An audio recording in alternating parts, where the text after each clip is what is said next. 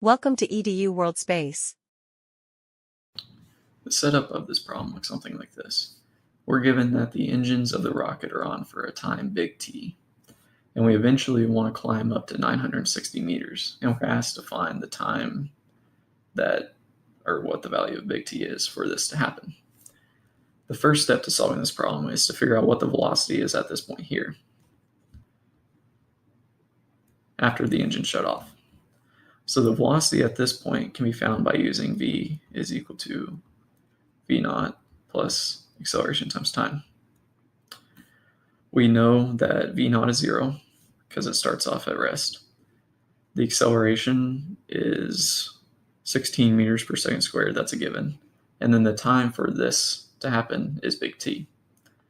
And so we get that the velocity is equal to 16 times big T. That's the velocity at this point here. The second step is to figure out what the distance is here from the ground level to where the engine shut off. And so the distance here, the way we're going to find it is using x minus x naught is equal to 1/2 v naught plus v times time. We're trying to solve for x minus x naught, and we know the rest of these. So plugging in things, I still have the 1/2. V naught is 0, and v is 16t, which we get here. That's why we calculated this first. And t is, again, big T. And so I get 8t squared. That's the distance here. The third step is to figure out the distance from when the engine shut off to when the rocket reaches its max altitude. But in order to find the distance here, we need to figure out what the time is that it takes to go from here up to here. And then once we have the time, we can figure out what the distance is. So let me draw an arrow here. We want time here on this journey. To do that, I'm going to use v is equal to v naught plus acceleration times time. At this point, our v at the end will be 0 because the rocket will be at rest at the maximum height here. So v is 0. V naught is the velocity here, which we calculate here to be 16 times big T. The acceleration now is negative 9.8 because the engines have shut off and we're only affected by gravity. And then T is just T. Notice it's not big T anymore because we're talking about the time of this path, not this path. We only know that T is the time for this path. But I'm going to leave T as little t for this path because it's an unknown. We can now solve this for little t in terms of big T. And we get 1.63 big T. Now that we know the time it takes to travel this, we need to know the distance of this.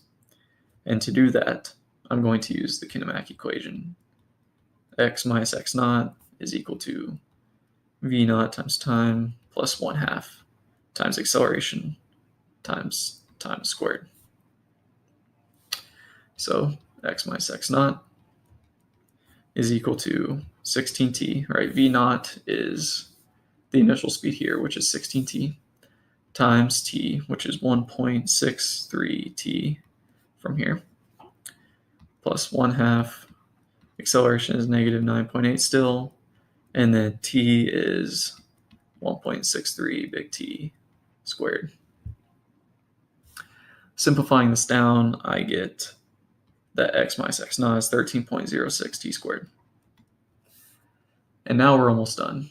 We have the distance here in terms of big T. It's 13.06 t squared. And we have the distance here in terms of big T. It's 8t squared. And we know that those two distances must add to be 960 meters. So we know that 8t squared, the bottom part, plus 13.06 t squared, which is the upper part, has to be equal to 960. We can solve this for big T by combining these two terms. So I'm running out of room here, so let me do it here. So we can combine these two terms, divide the constant, and then take the square root. When we do that, we get that big T is equal to 6.75. And the units of this problem are in seconds. And that's the final answer.